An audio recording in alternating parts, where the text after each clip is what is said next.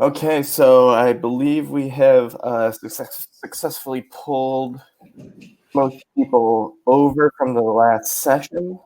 So welcome to our second panel discussion, everybody. So you see we already have a friend up on screen. This is Clayton Bingham, who is a postdoc in Cameron McIntyre's lab, who was nice enough to agree to participate in this panel discussion. I'm also going to invite up two of my co-organizers who you've already met, John and Andrea.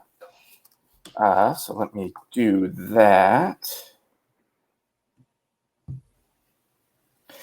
So basically, as we wait for John and Andrea to get up here, the idea behind this session is, there's Andrea. Hi. Is it Andrea or Andrea? Because I feel like I say it differently each time. Yeah, Andrea, but don't worry about Andrea. Okay. My wife called me out on that yesterday, so I figured I should check. So basically, the idea of this is, yesterday we had a great panel discussion with Nancy Capel and Francis Skinner and Sue Ann Campbell, sort of getting their perspective on some of the interesting issues in computational neuroscience, both on the sort of research side and also on the career trajectory side. Considering this is a trainee focused session, I figured it would be cool to sort of have a little bit of a different perspective today and sort of more of the early career science people. So obviously I'm a postdoc in Toronto. Clayton's a postdoc. Andrea recently started her lab in Toronto at CAMH. And John, I think we may get up here soon. John also is a sort of a more recent PI who more recently started his lab. So if you guys, just like yesterday, if you guys have questions that you'd want to ask us, feel free to post them in the chat or in the ask a question box. I feel like this is most useful if we sort of get a discussion going. So maybe Clayton, since we've talked obviously offline about sort of our differing paths in the computational neuroscience, so maybe you could sort of give people a sort of little overview of how you got into this field, into where you are now.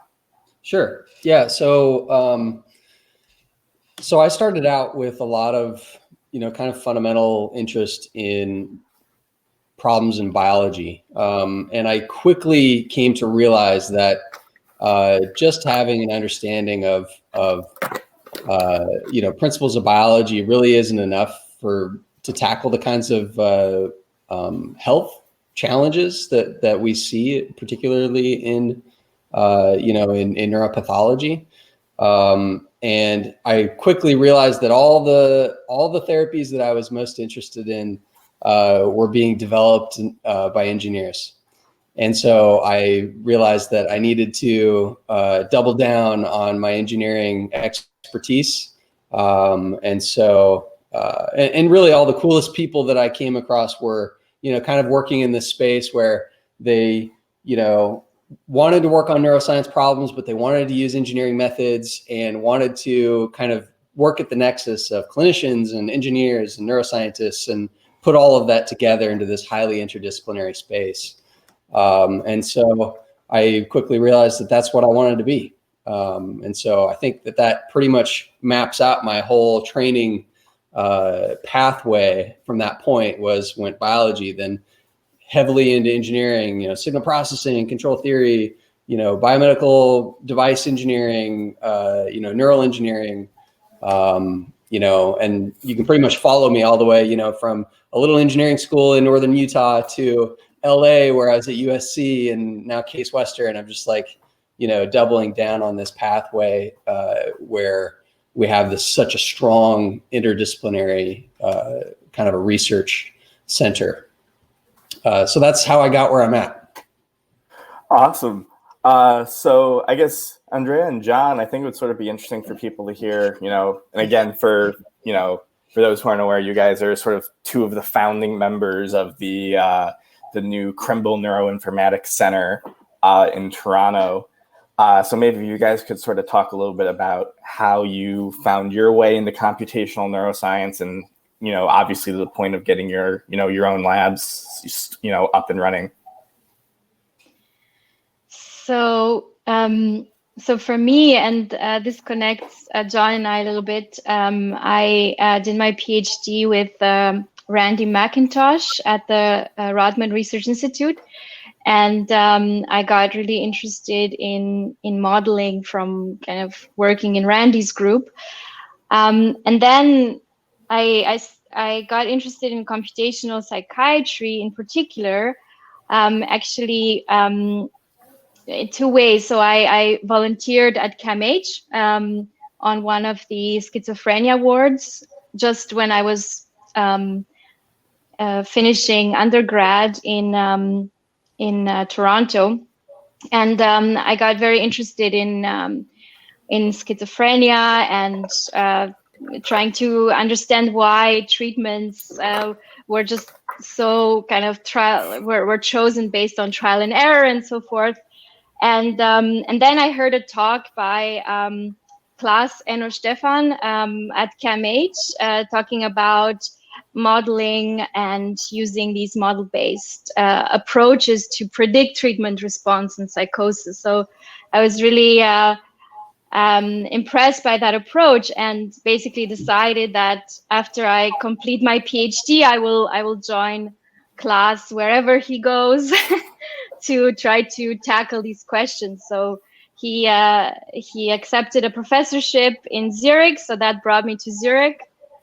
And then when after working with Klaas, I basically had the opportunity afterwards to start my own sort of research group looking at persecutory ideation in early psychosis in Basel, and that kind of brought me back to CAMH because I saw the position being circulated within our group in Basel, and I thought, what are the odds? I got interested in this at CAMH, and now I can come back with some computational reinforcements to tackle these questions. That's awesome. I didn't realize that you started at CAMH too. That is a nice, perfect path. Yeah. So John, how about you want to give us a bit of I know you've been a globetrotter during your career. Yeah, I was just thinking, like, if I'm on an arc, I'm very much still on the kind of long part of it. I haven't. You haven't returned back home yet. I haven't started heading home yet. Yeah. So I'm from England, and I originally studied psychology and philosophy, but moved into cognitive neuroscience around at the master's level, and for roughly, I guess, 10 years or so, kind of going on for 10, whatever, duration of masters. And then I was at an RA for 2 years, and then I did a 4-year PhD. So how long that adds up to. I was mainly working in neuroimaging, cognitive neuroscience, with a focus on aging, language impairment, and stroke and things like that. A few other things, but those were the main themes. So the main kind of technical aspect or skill set that I was working in, and the main area I was working in there, and still really is neuroimaging, right? So cognitive neuroscience is basically neuroimaging plus psychology, or psychology plus neuroimaging. It's kind of a simple way of thinking about it. And my interest in computational neuroscience really, I always had some baseline interest. I know this much because I know what I was reading when I was, doing the psychology undergrad. But that kind of like gradually ramped up, and by the kind of end of my PhD, I'm like, okay, this is what I need to do next. I need to do this. So I have a solid understanding and kind of skill set around studying the brain from the point of view of neuroimaging and cognitive neuroscience. But the itch that I really needed to scratch intellectually at that point was I needed to understand what the mechanisms are that are generating the signals that we're seeing with, principally at macro scale, non-invasive human neuroscience techniques. So I wanted to know more about mechanisms. So I really kind of set that as a priority, pursuing postdoc work. So I was fortunate to have a fellowship from the Australian government to go work in Sydney with Peter Robinson for a short period of time. And that was a formative experience. It was a short one, but Peter's probably the smartest guy I've ever met. And, I think anyone who knows him and is familiar with his work would kind of say something similar. And so that was kind Jeremy's in the room to hear you say baptism of fire to some extent. Jeremy, you're up there. Come on. Yeah, Jeremy is very smart.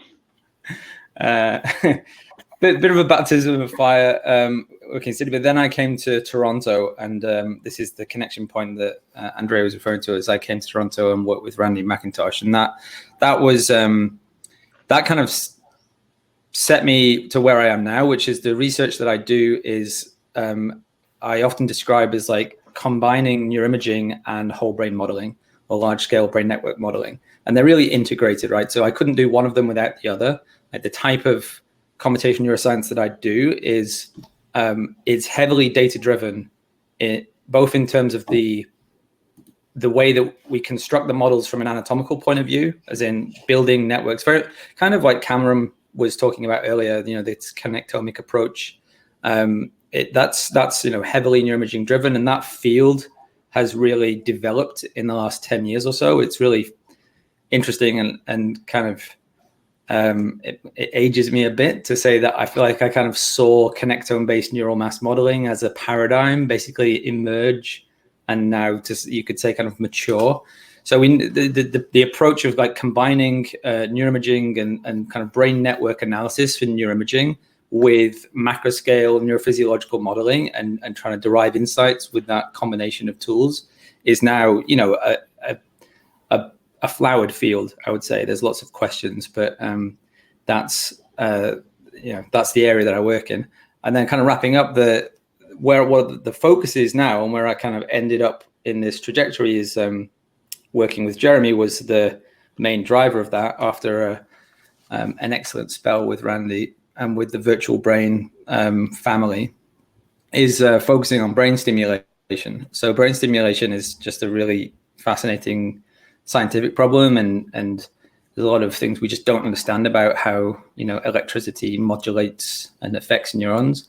But one of the things as well that kind of motivated me to get into this area and motivates me to feel like I can make some original contributions is that this is an area where there's a lot of, to my mind anyway, there's a lot of scope for bringing in patient-specific and personalized information from neuroimaging, from brain structure and brain physiology, things you can kind of get from half an hour an MRI scanner. And there's lots of useful structure and information that we can kind of take to improve and develop basically personalized models of responses to principally non-invasive brain stimulation. So that's what I work on now. That's the main thing I focus on, is large-scale brain network models focusing on brain stimulation. And like I said, the nice thing about this is that you can really combine brain imaging and computational neuroscience, and they really kind of you need both of them, and you need a fairly kind of comprehensive approach to both of them to move forward in this field, which is fun.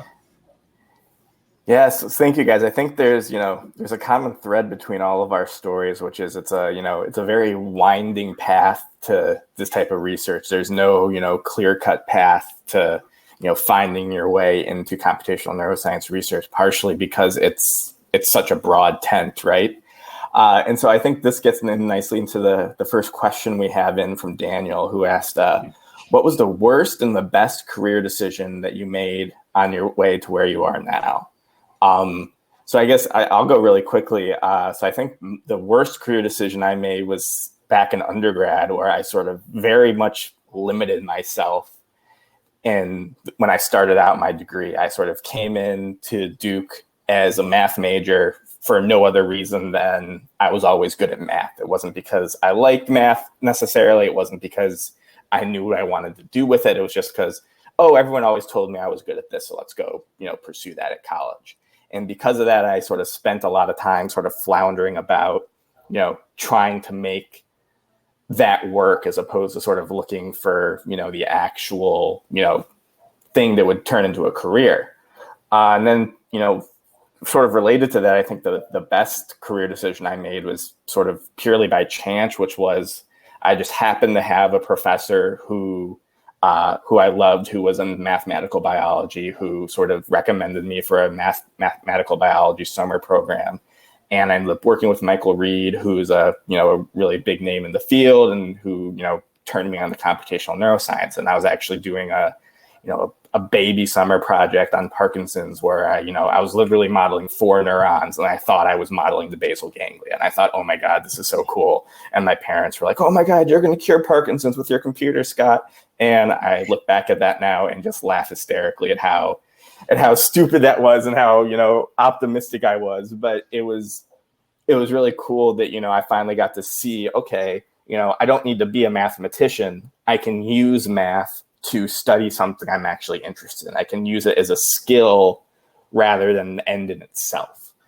And I happen to be quite lucky where, I might not have found that outlet if it wasn't for, some people helping to point me in the right direction. But once I found that, I sort of knew what I wanted to do, and the rest sort of came, sort of flew out of that. So anyone have a good worst and best they want to share? Yeah, actually, I feel like this question was, I mean, of course, we all feel like this question is pointed at us, but but my best and worst career decision actually took me outside of academia for a little while. So between my master's and PhD, I had this really cool opportunity to go work for a private equity consulting firm in a data science role, and it was simultaneously the best and worst thing that I possibly could have done in my career. It was, a huge distraction from what I feel like I already knew I wanted to do with my life. But we all have some period in our life where we feel compelled to chase the dollars, and I think that's what what I was doing. But the reason why, I feel like I've made it clear why it was the worst decision, because it was not something that I was ultimately going to be passionate about, that, could satisfy my intellectual curiosity across my whole career. But I say it was the best thing because ultimately, NIH doesn't just want to fund things that, cool, we learned how this little, this little protein conformation, changes under certain conditions, right? Ultimately, we want to solve health problems. We want to, improve quality of life for people who are suffering from neurological disorders or whatever kind of disorder. And ultimately, that can't be done only from a benchtop. So we need some degree of commercialization. We need translatability of technologies. And I feel like that role that I was in helped me to understand how complex it really is to take a benchtop technology and turn it into something that can actually have an impact in the market. And so that ended up being really, really formative, I think, for me in understanding how we can go from, a science in a lab and actually understand the problems in the marketplace and actually see how something that's impactful in a lab, what version of that might actually be impactful in the marketplace. So yeah, good and bad. Yeah. So from my side, so I think one of the best career choices, I don't know if it was kind of a conscious choice, but I really chose kind of paths in my career based on things that kind of kept me up at night, or things that, not in a bad way that I had insomnia from it, but things that I thought I really want to address this problem and it means a lot to me. So, so for example, treatment in schizophrenia and kind of improving the lives of patients with schizophrenia, that was kind of something that kind of stayed with me for many years. And I was always thinking, this is what I ultimately want to do, but I need to acquire specific skills, or be able to validate certain models in order to do it. So I think kind of going with your passion is a sort of a good way to a good lesson that I learned, and something that also kind of drives me today. With bad career choices, I think it's not necessarily like a bad career choice, but for example, when I was an undergrad, I studied biology, chemistry, psychology, and philosophy. And I really love these disciplines, and it was a great time. But I wish that I would have done kind of a minor or an additional degree in theoretical physics, because I think that's one field that I would really love to understand more. And if I were to go back, maybe I would take more courses in theoretical physics. I don't know how that will bring me along, would have brought me along the path, but I think this is something that I feel like I've maybe missed out. It's funny you say that, because I always I have the same thing where I was all over the place in my undergrad, and I look back and it's like, I really wish I had taken some more some computer science courses, because my coding is messy and only Clayton can speak to this. My code is really only readable to me, and that's a problem. Hey, I can read it. Clean code, yeah. So it's funny how there's in this field there's so many skills, right? And it's almost impossible to be an expert in everything, despite how much we all may want to be. For sure. Speaking of coding, so I recommend this book that a friend of ours actually gave my husband and I for our wedding. It's called Clean Code: How to Write Code. It's just a really great wedding gift. What type of wedding were you having? Well, a lot of people interested in clean code, basically.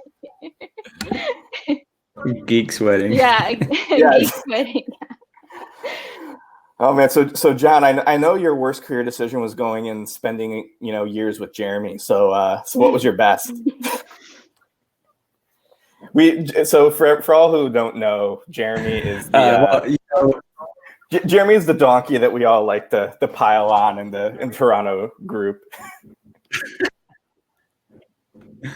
No, if we were down the pub or something, I would absolutely make that joke, and I would put on a poker face. But honestly, working with Jeremy was one of the best decisions I ever made professionally. So I should say that much. My answer to the questions are kind of shamefully similar to Andrea's, and I kind of concluded this before she said that just now. But the worst decision is something along the lines of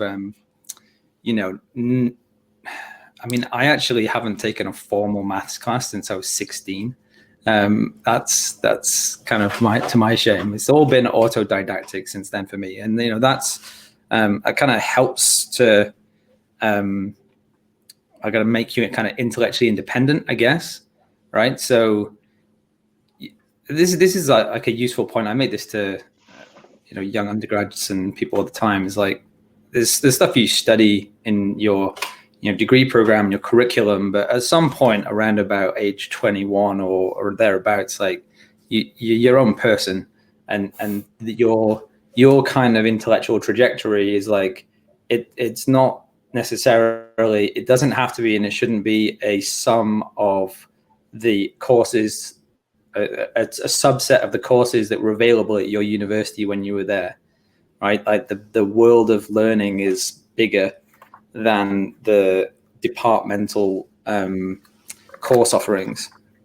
So I kind of had to learn that fairly early on. And so, to the question point, like that was, a bad decision, but I can be Dr. Pangloss about it and say, sure, well, all's for the best in the end. I think we're all doing this, right? We're all autodidacts. We're all kind of trying to push forward and learn new things all the time. And that's something you just got to accept. Like, I think at any level, however smart you think you are in one area, like if you think you know enough, then you don't know enough. So, and then to the other half of the question, what is the best decision I made? I mean, yeah, so I think probably the best decision was going to work with Randy. And the reason, if I kind of broaden that out, like the reason is that, I mean, that was a bit of a jump into the unknown, or a bit of a bold move in a sense. Like, well, it was jumping countries for a start. Not that people don't do that often, but as a kind of personal point, just we basically sold all our stuff. We literally sold all our stuff. We had 2 large. So personally, that was a big message that comes from that, is echoing Andrea's point. Like the reasoning that got me there, and the interest line that got me there, was I really had a kind of burning interest in trying to understand, kind of go under the hood with respect to the mechanisms of the things that we see in human brain imaging in particular. And I'd seen some actually fairly preliminary work from Randy and some other people. It was, in like 2009, 2010, 2011, 12 time. And I thought, okay, I have to do this. Like, this is the stuff that I want to do.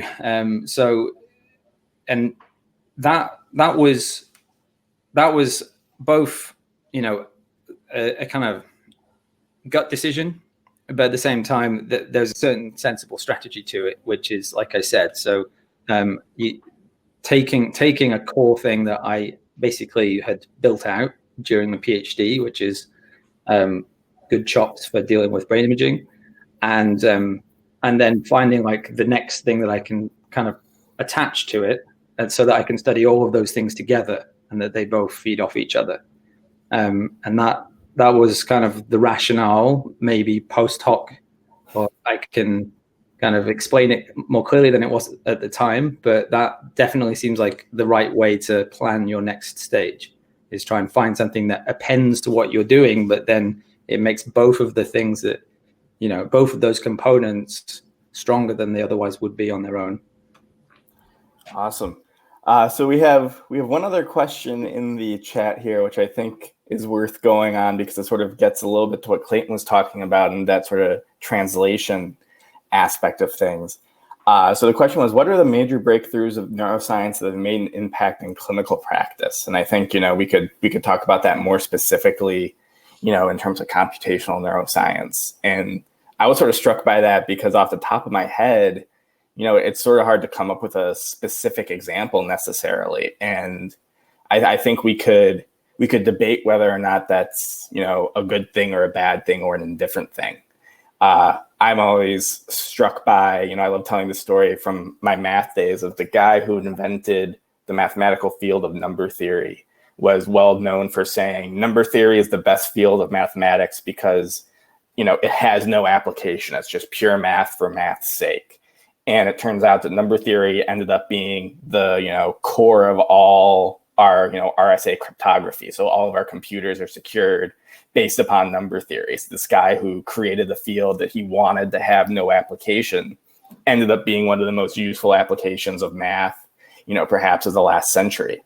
And I sort of feel like computational neuroscience, because it's, relatively young in terms of academic timelines, is sort of in that space now, where the type of things we're explaining and understanding may not be, have a clinical implementation now or in 1 year or in 5 years. But as technology keeps expanding, I think, the understanding of neuromodulation that we get from computational studies is going to have an impact on how neuromodulatory devices are designed down the line. So I'm not sure if any of you guys have a more direct answer to that question in terms of what you think those direct clinical applications can be, or what they have. Well, I have an answer that is kind of a modification of the question. I mean, for sure, like there are neuroscientific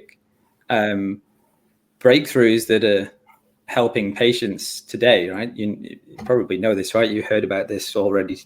So there's things that epilepsy surgeons do, and things that you can do with Parkinson's, implanting brain stimulators and so on. All of neurology, right, is a neuroscience based treatments. Now, but so you probably weren't necessarily getting at that with the question. But what I would say to just rephrase it and then pose it as a challenge is to say, the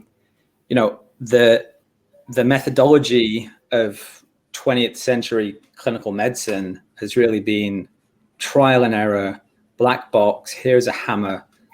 I have a hammer. Let's see if I can find mixing my metaphors. Yeah. A nail. I can find a nail. Yeah, let's just say it's a round hole. But yeah, okay. So, but what we want to do as scientists and as computational scientists in particular is we want to work with theories. We don't want to be trying methods left, right, and center and seeing which one works.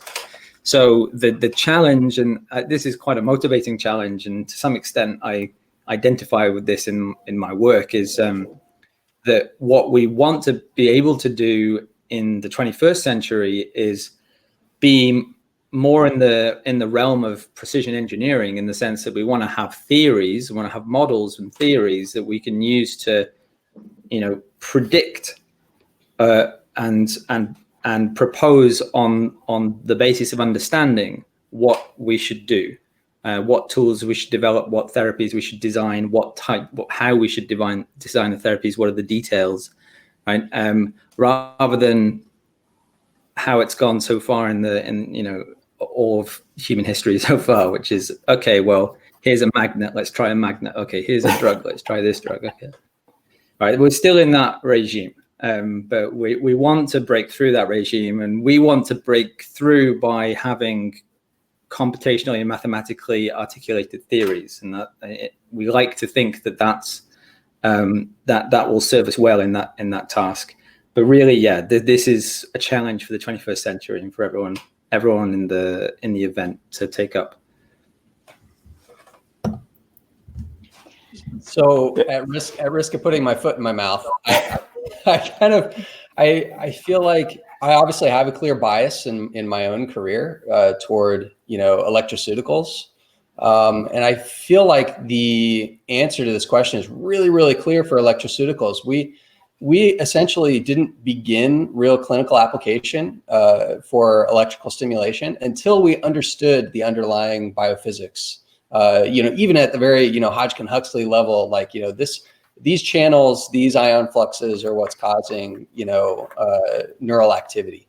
Then electroceuticals came after that, and if you're looking for a huge clinical impact, I think in this conference, there's probably a really strong CNS, emphasis, but the peripheral devices, how many cochlear implants are there in the world? Massive, clinical impact of electroceutical devices that required that fundamental biophysical understanding that were all model-based. So I think, the value of neuroscience, the value of model-based neuroscience, the value of computational neuroscience has been really clear since the late 50s, really. And I think now, because the CNS is so much, it's orders of magnitude more complex, we're really at the precipice of beginning to use these types of models to understand central nervous system pathology and adapting sort of first generation electroceutical devices, understanding what the impact of having closed loop stimulators can do, understanding, what high density, input output arrays can do, understanding, the neural circuits that underlie these pathologies. I think computational models are really leading this effort. Otherwise we're still sort of in the phase of like shotgunning pharmacology. And I think that probably was the point of Daniels, which was, if we were just doing this sort of shotgunning pharmacology approach, we probably could have arrived at, let's use these compounds, to treat these symptoms, and we could have just empirically arrived at the dosing, probably, without really understanding the pathology. But I think computational neuroscience is really leading this. Let's understand the biophysics. Let's develop methods of optimizing these therapies. There are whole avenues that we might not have found otherwise. So, sorry, I know that's kind of a winding answer, but no, I think that makes a lot of sense. Yeah. Yeah, maybe just one more thing to add here. So for instance, if you take the research related to prevention of psychosis, so early detection and prevention of psychosis, if you had an algorithm that gave you kind of a risk calculator and said this patient has a 73% chance of developing psychosis in the near future, without understanding the mechanism of what that well, first you have to understand what the risk calculator is based on. Let's say it's based on some parameters or some features of a model, but without understanding what mechanistic insight these features provide, I think this is not entirely clinically useful, because if you tell that person that you have a 73% chance of getting schizophrenia in the next few months, that person is going to ask, okay, what do I do now? How can I prevent from what shall I do to prevent from getting ill? And the thing is, we need to understand mechanisms to prescribe treatment and be able to say, well, in order to prevent you from getting psychosis in the near future, you need to do X, you need to take this particular drug, or you need to undergo this type of cognitive behavioral therapy. So I think without understanding the process that leads to these features being meaningful in a machine learning sense, we don't get to the second step that is actually the most useful for the patient. Yeah, and I think that's a perfect place to end, because I think we're gonna learn a lot more about that in the afternoon today when Andrea is going to talk about computational psychiatry. So I want to thank you guys for joining. Clayton, thank you for coming, especially so last minute. Daniel, thank you for providing us with a couple of great questions to sort of lead our discussion here. So again, we will reconvene at 12:50. That's when the first of the afternoon research talks will begin. And again, we're going to have this neuro psychiatry or computational psychiatry theme in the afternoon. So with that, I will sign off. Everyone enjoy your lunch, and we'll see most of you back at around 12:50. Bon appétit, everybody.